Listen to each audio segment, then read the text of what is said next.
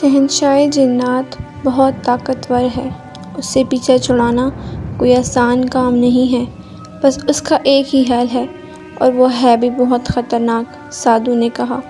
کوئی بات نہیں سادھو جی، جتنا بھی خطرناک ہے اپنی بیٹی کے لیے میں سب کچھ کروں گا، چودھری دلاور نے یقین سے کہا۔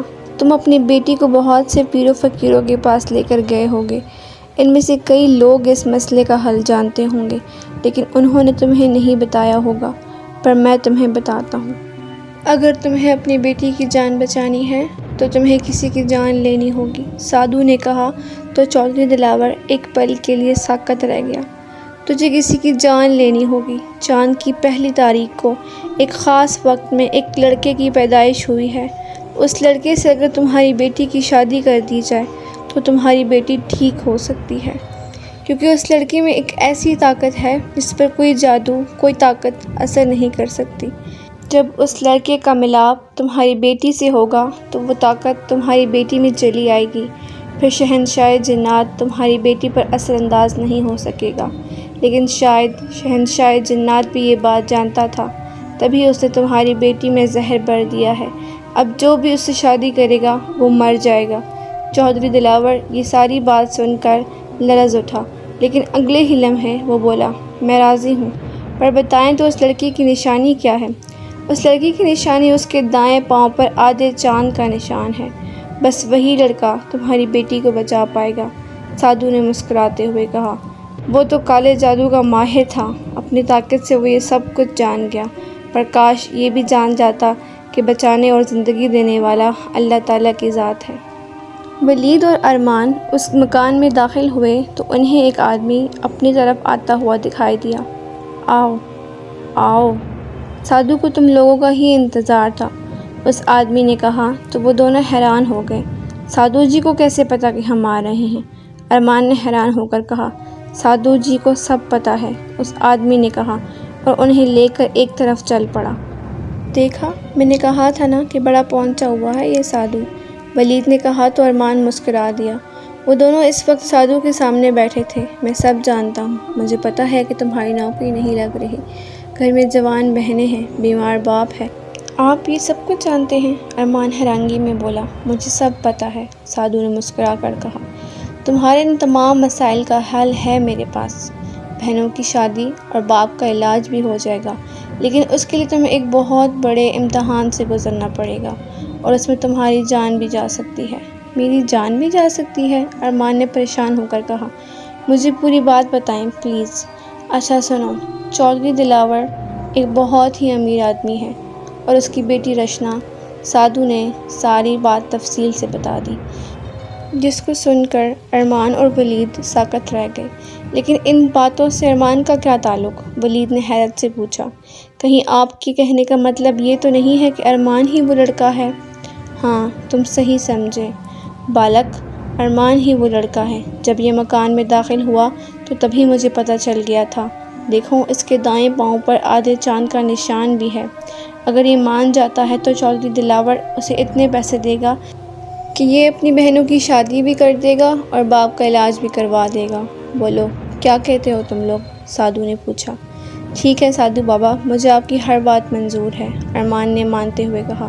کیا؟ ارمان تم پاگل ہو، کیا کہہ رہے ہو؟ ولید نے غصے سے کہا تو ارمان نے خاموش رہنے کا اشارہ کر دیا۔ ٹھیک ہے، پھر ابھی جاؤ، پرسوں آ جانا، تمہاری چودھری دلاور سے ملاقات ہو جائے گی۔ وہ دونوں اٹھ کر مکان سے باہر آ گئے۔ باہر آ کے ولید سے چپ نہیں رہا گیا۔ ارمان، تم کیا کرنے جا رہے ہو؟ تو کیا کروں میں؟ تمہیں ایسا کچھ نہیں کرنے دوں گا میں اماں جی سے بات کرتا ہوں، تمہاری جان کو یوں ضائع نہیں ہونے دوں گا، ولید نے غصے اور دکھ سے کہا۔ پلیز ولید، یہ صرف میری نہیں، اس لڑکی کی بھی حالت ہے، پتہ نہیں وہ جن اس کو کتنی اذیت دیتا ہوگا، اور پلیز مجھ سے پرومس کرو کہ تم امی کو کچھ نہیں بتاؤ گے، تمہیں اس دوستی کی قسم جو ہمارے بیچ میں ہے، ارمان نے کہا تو ولید بے بسی سے اسے دیکھتا رہ گیا۔ سادھو جی، آپ نے مجھے بلایا تھا؟ چودھری دلاور نے سادھو کے پاس حاضر ہو کر کہا۔ ہاں چودھری، تمہارا کام ہو گیا ہے، وہ لڑکا مجھے مل گیا ہے جو اگر تمہاری بیٹی سے شادی کرے گا تو تمہاری بیٹی شہنشاہ جنات سے چھٹکارا پا سکتی ہے۔ تمہیں اس لڑکے کو رقم دینا ہوگی۔ آپ فکر نہ کریں سادھو جی، میں ہر قیمت دوں گا اپنی بیٹی کو بچانے کے لیے۔ سادھو نے ارمان کو بھی بلایا تھا، اسی لیے تھوڑی دیر میں ارمان بھی وہاں آ گیا۔ چودھری نے ارمان کی طرف دیکھا۔ وہ ایک اچھا خاصا خوبرو نوجوان لڑکا تھا۔ ایک پل کے لیے اسے پریشانی ہوئی کہ وہ کیا کرنے لگا ہے، پر اگلے پل اپنی بیٹی کی محبت غالب آ گئی۔ میں چاہتا ہوں کہ تم شادی سے پہلے رشنا سے مل لو، اور تمہیں جتنے پیسے چاہیے وہ میں تمہیں دوں گا۔ آج چاند کی 3 تاریخ ہے، اگلے ماہ چاند کی 1 کو تمہاری رشنا کی شادی ہوگی، اور بالکل سادگی کے ساتھ ہوگی۔ کسی کو کچھ پتہ نہیں ہوگا۔ ٹھیک ہے چودھری جی، مجھے منظور ہے، پر مجھے تھوڑا سا ٹائم دیں، تاکہ اس دوران میں اپنی بہنوں کی شادی بھی کر لوں گا، تبھی مجھے سکون کی موت آئے گی، ارمان نے کہا۔ تو چودھری رنجیدہ ہو گیا۔ وہ لڑکا اپنی بہنوں کی خاطر اپنی جان دینے کو تیار تھا۔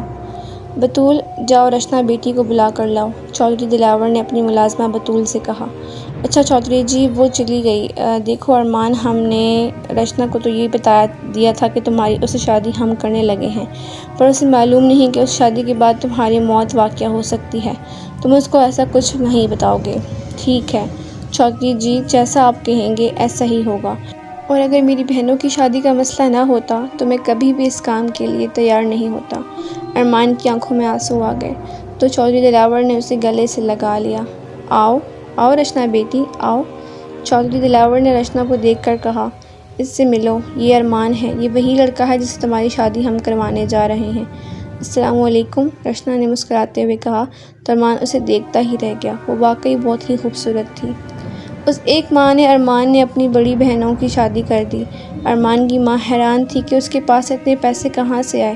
وہ جب بھی ارمان سے پوچھتی تو وہ کہتا، ماں میں نے اپنے دوست کے ساتھ مل کر کاروبار شروع کیا ہے، وہ باہر کے ملک سے پیسہ لگاتا ہے، ادھر میں کاروبار سنبھالتا ہوں۔ وہ ماں کو اصل بات بتا کر موت سے پہلے نہیں مارنا چاہتا تھا۔ آخر وہ دن بھی آ گیا جس دن ارمان اور رشنا کی شادی تھی۔ چاند کی 1 تاریخ تھی۔ ارمان رشنا کے کمرے کی طرف بڑھا جہاں وہ اس کی منتظر تھی۔ وہ جانتا تھا کہ وہ خوبصورت دلہن اس کی موت تھی۔ اس معصوم کو آج کی رات اذیت سے ہمیشہ ہمیشہ کے لیے چھٹکارا مل جائے گا۔ ارمان نے مسکراتے ہوئے رشنا کا ہاتھ تھاما۔ رشنا، آج ہماری ملن کی رات ہے، اور آج کے بعد تمہیں کوئی تکلیف نہیں دے سکے گا، ارمان نے کہا۔ آج کے بعد ہماری محبت امر ہو جائے گی، لیکن رشنا کو کیا پتا کہ آج ہمارے ملن کی آخری رات اور پہلی رات ہے۔ ارمان تو یہ سوچ رہا تھا، لیکن اوپر والا نے کچھ اور سوچ رکھا تھا۔ اگلے دن چودھری دلاور اور اس کی بیوی زرینہ بیگم رشنا کے کمرے میں گئے۔ جب وہ کمرے میں داخل ہوئے تو اندر کے منظر نے انہیں ساکت کر دیا۔ جاؤ نورین، ارمان کو بلا کر لاؤ، کمرے سے آ کر ناشتہ کرے، کل سارا دن یہ لڑکا گھر سے باہر رہا ہے، رات کو آ گیا ہوگا۔ ویسے بھی ارمان رات کو باہر نہیں رہتا، ارمان کی ماں شاہدہ نے اپنی بیٹی نورین سے کہا۔ وہ ارمان کے کمرے میں گئی۔ ارمان کمرے میں نہیں تھا۔ ہاں، اس کے بیڈ کی ایک طرف ایک لیٹر پڑا ہوا تھا۔ نورین نے وہ لیٹر اٹھا لیا اور کمرے سے باہر آ گئی۔ ماں، ارمان تو کمرے میں نہیں ہے، لیکن اس کے کمرے میں یہ لیٹر ملا ہے، تو پڑھو، اسے کیا لکھا ہے اس میں، ماں نے کہا۔ نورین پڑھنے لگی۔ پیاری امی جان، میں جانتا ہوں کہ آپ نے اور بابا نے مجھے کتنی محبت سے پالا اور مجھے اس قابل بنایا کہ میں معاشرے میں سر اٹھا کر جی سکوں۔ آپ کی تو خواہش تھی، پر ایسا نہ ہو سکا، اور آپ کے لیے میں کچھ نہ کر سکا۔ آپ کو، ابو کو، بہنوں کو میں دکھ میں نہیں دیکھ سکتا تھا۔ میں کیا کرتا، مجھے کچھ سمجھ نہیں آ رہا تھا۔ پھر مجھے چودھری دلاور ملے، جن کی بیٹی پر آج سیب کا سایہ تھا، جو اس وقت ختم ہو سکتا تھا اگر میں اس سے شادی کر سکوں، اور انہوں نے مجھے اتنے پیسے دیے تھے جس کی وجہ سے میں بہنوں کی شادی کر سکا۔ باقی پیسے میری الماری میں رکھے ہیں، اس سے نورین کی شادی کرنا اور بابا کا علاج بھی کروانا۔ ماں، مجھے رشنا سے شادی کے بعد مرنا ہوگا، وہ ٹھیک ہو جائے گی۔ ماں، مجھے معاف کر دینا۔ نورین، تم بھی اپنے بھائی کو معاف کر دینا، خوب دل لگا کر پڑھنا اور ڈاکٹر بننا۔ ماں اور بابا کا خیال رکھنا، خدا حافظ۔ خط نورین کے ہاتھوں سے پھسل گیا اور پھوٹ پھوٹ کر رونے لگی۔ ارمان کی ماں کے منہ سے چیخیں نکل رہی تھیں۔ ارمان، تم واپس آ جاؤ، ہمیں تمہاری ضرورت ہے، پیسے کی نہیں۔ لیکن اب بہت دیر ہو چکی تھی، وہ بہت دور جا چکا تھا جہاں سے کوئی بھی واپس نہیں آ سکتا۔ ارمان کا بیمار باپ ایک طرف ساکت ہو گیا۔ اس نے اپنی تمام عمر کی جمع پونجی آج لوٹا دی تھی، وہ خالی ہاتھ رہ گیا۔ کمرے میں بہت خوفناک منظر تھا۔ کمرے میں خون بکھرا ہوا تھا۔ وہ خون ارمان کے پیٹ سے نکل رہا تھا۔ ایک طرف ارمان کی لاش پڑی ہوئی تھی اور زرینہ بیگم رشنا کو جھنجھوڑتے ہوئے بولی، یہ تم نے کیا کر دیا؟ یا رشنا ایسا کیوں کیا تم نے؟ تبھی اس کی نظر اس خط پر پڑی جو رشنا کے سر کی طرف پڑا ہوا تھا۔ زرینہ نے وہ خط اٹھا لیا اور پڑھنے لگی، بابا جان اور امی جان، میں جانتی ہوں کہ آپ مجھ سے کتنا پیار کرتے ہو اور مجھے اس تکلیف سے بچانے کے لیے آپ کچھ بھی کر سکتے ہیں اور کسی کی جان بھی لے سکتے ہیں میرے لیے۔ ہاں بابا جان، ارمان مرنے سے پہلے مجھے سب کچھ کہہ دیا تھا، اس نے وعدہ خلافی نہیں کی، لیکن بابا غلطی میری تھی، میں وہاں ندی کے کنارے گئی تھی اور میں ارمان سے بہت پیار کرنے لگی ہوں۔ میں نہیں چاہتی تھی کہ میری غلطی کی سزا اسے ملے، لیکن وہ میری خاطر اپنی جان دینے پر تیار ہو گیا۔ میرے لیے، اپنی بہنوں کے لیے وہ پیسے لے کر بھاگ بھی سکتا تھا، پر اس نے ایسا کچھ نہیں کیا۔ آپ نے یہ سوچا نہیں کہ ارمان کے بعد اس کی بہنوں کا کیا ہوگا؟